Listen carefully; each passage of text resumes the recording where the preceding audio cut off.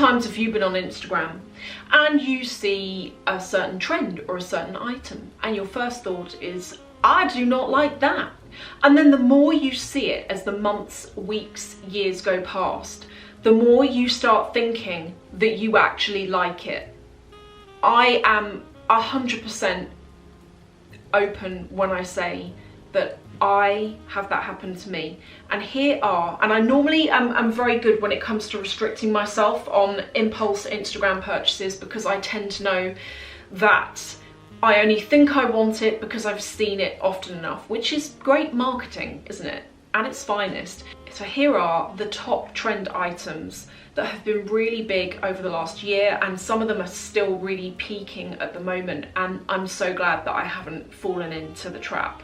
The first has been, and this might be contentious and I don't mean for it to be, can I do a quick disclaimer as well to say that if any of you own any of these items and if you love these items, this is in no way meant to be me saying your stuff looks ugly. It's not that at all. It's just my personal taste, and I know for a fact that I've got some things that a lot of you think are hideous, and that is fine. The first, would you call it a trend? Well, I think at the beginning it was. It's the Chanel 19 bag. Now that's a bag that I actually really considered until I saw it in real life, and there's a reason why I decided not to get it. When Chanel first launched that bag, the launch of it I felt was quite big in terms of the amount of people that were showing it and that had it on social media.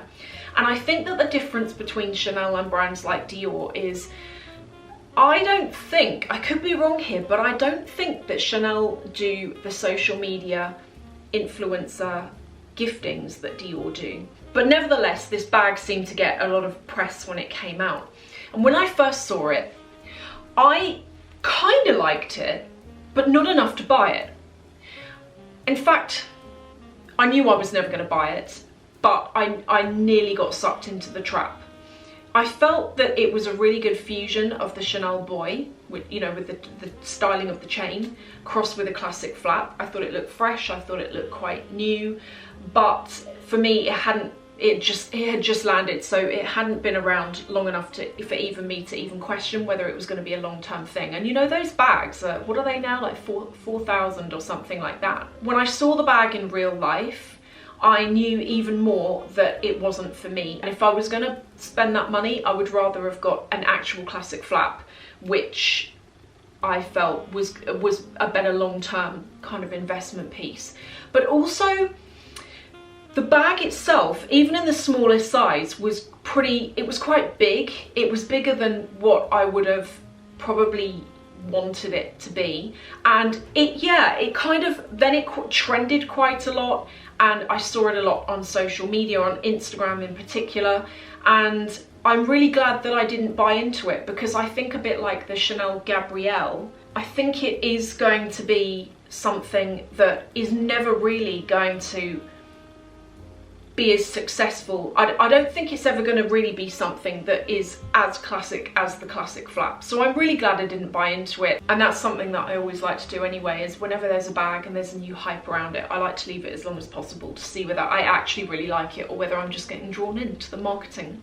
The very recent trend, possibly is it still a trend, is, you know, loungewear, how loungewear was really big last year. And then the longer the loungewear movement went on, the more designer brands got on board with it and started to pretty quickly turn around their collections, change their collections, and come out with a line of pajamas, loungewear outfits. This is something, I knew I was never going to get caught in it, to be honest, but as a trend, I'm so glad that I didn't end up down that expensive designer loungewear thing. You know, if you take Dior, for example, they kind of came out with this snuggly, it's almost like a cardigan. That was 2,700. They've got pajamas, which are kind of like 1,500 and upwards. They've got the cashmere, you know, like the classic 2020 cashmere trousers. They are like, I think they are about 2,000 plus. I'm not really into the loungewear trend at all anyway, to be honest, and I think I said a couple of videos ago, that's one thing I'm nipping in the bud this year, because I noticed last year when I got to a point where I was semi-living in loungewear items, I didn't feel put together and positive. Whereas when I actually get dressed in the morning and put on an outfit, irrelevant of whether I'm going anywhere or not, changes my mindset. I work better, I'm more efficient. The Dior Bobby bag. There's actually 2 Dior bags that I'm really glad I haven't got on board with. Actually, I'm going to start with the Dior Light, or the D Light. This came out, was it in the Spring Summer 20 collection that came out right before COVID stuff? And the D Light bag is all over fabric. You can get it in many different colours. It's basically a Lady Dior bag, but in fabric. When I first saw this bag, I liked it because it's the classic shape, but it's different. I didn't end up buying it, and I'm really glad I did not, for 2 reasons. First reason is I would ruin that fabric. I think as well, if you got it in a lighter colour, it would be so easy to get dirty and not very easy to clean.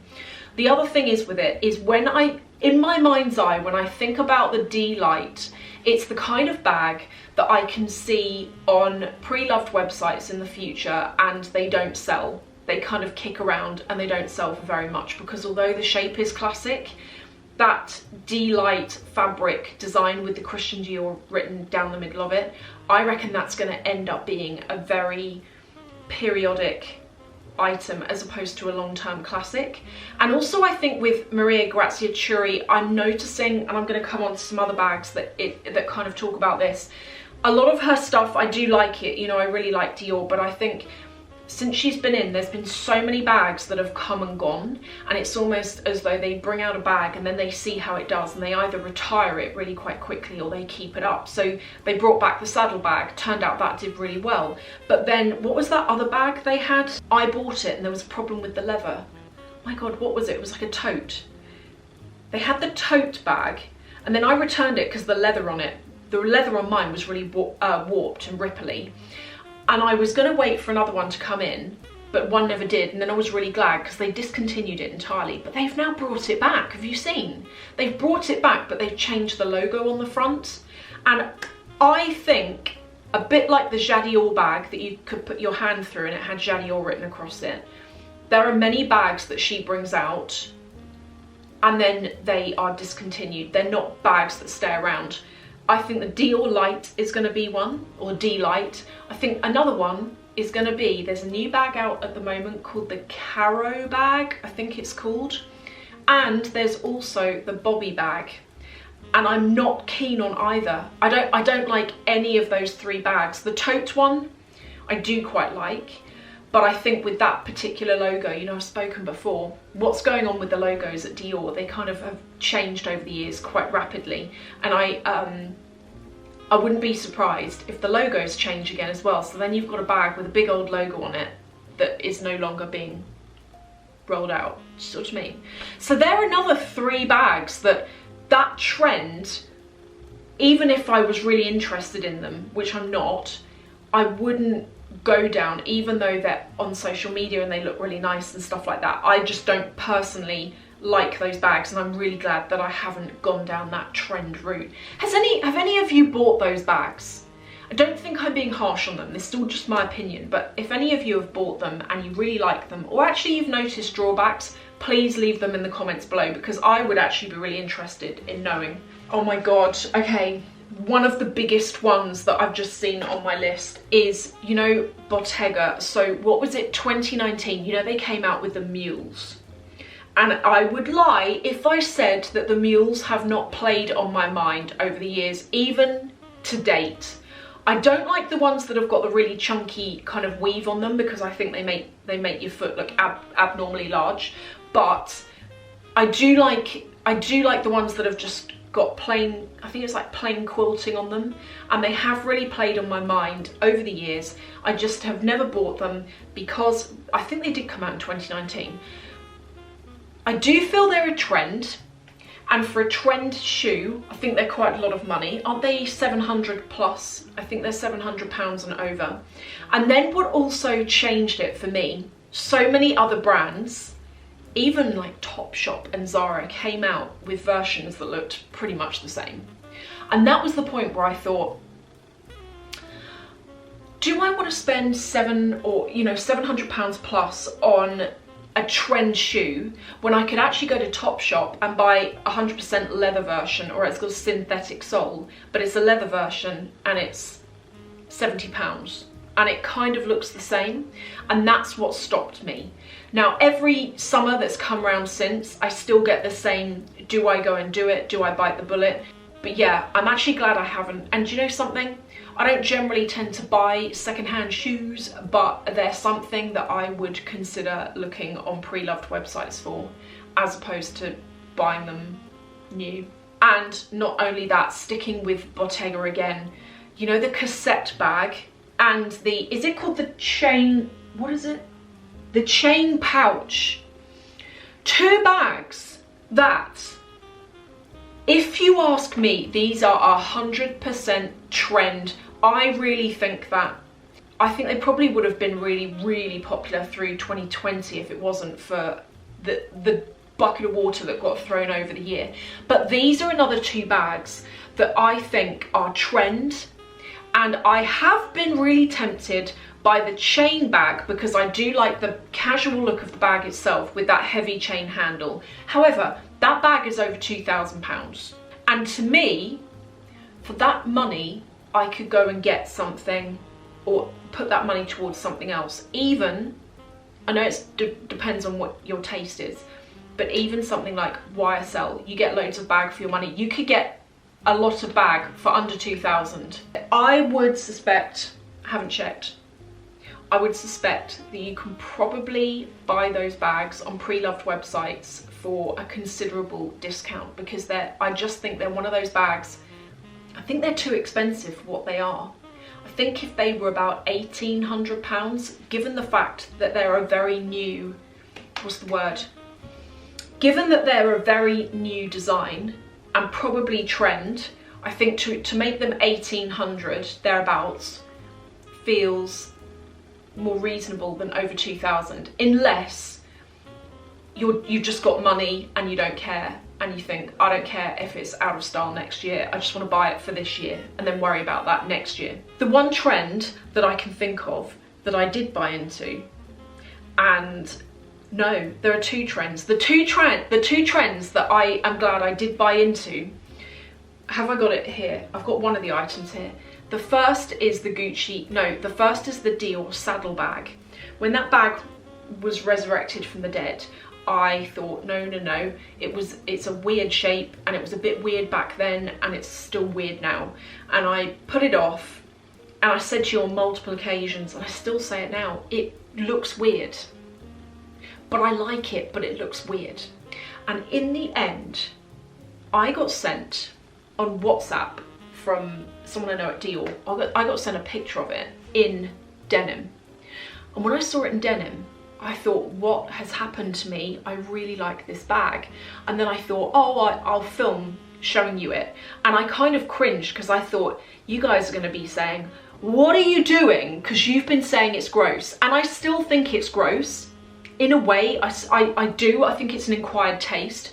But when I saw it in the denim, it changed my mind, and I still love that bag. And the reason why it's not in this room is I'm actually using it at the moment, and it's on my bed, which I've just remembered. I know I'm using it, but I couldn't remember whether it's in here or not.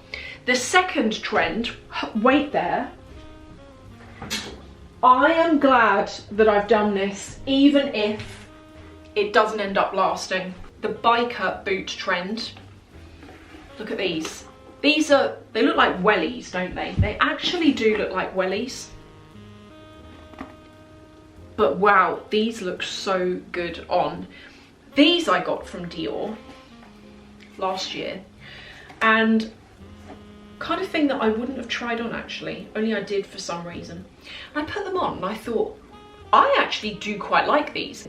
And last time I wore these out, it was tipping with rain as well. And it's brilliant because the rubber is all kind of round here, so they're waterproof. That's actually, you know, that's probably, I actually think the biker boot thing is one of the best trends that's actually been born in the last couple of years, because it's practical. So many times you see these trends and they're not practical. It's another thing with those Bottega mules. It's another reason why I don't bite the bullet and buy them, apart from the price, is that I think with mules, they're a pain to wear and you can't drive in them. And they're just a pain to wear unless you're gonna go to like a party or out to dinner or something. They can be quite annoying to keep on your foot in the first place.